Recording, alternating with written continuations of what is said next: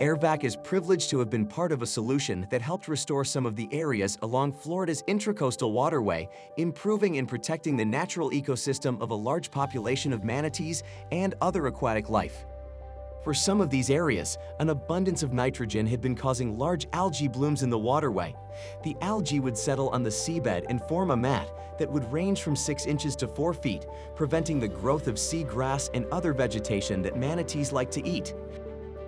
Scientists knew that high levels of nitrogen are sometimes caused by human waste, which can be a result of nearby septic tanks or sewers leaking into the waterway.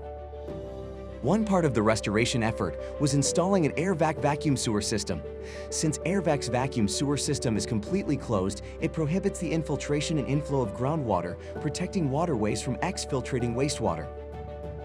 These areas along the Intracoastal Waterway are now on the mend, and the nitrogen levels are beginning to drop below the impairment level. Although the Airvac vacuum sewer system was only one part of the overall solution, it is a good feeling to know that the products you make can contribute to improving and maintaining a healthy ecosystem. Thank you, Florida, for trusting in Airvac's vacuum sewer technology and for letting us be a part of a solution to help save the manatees.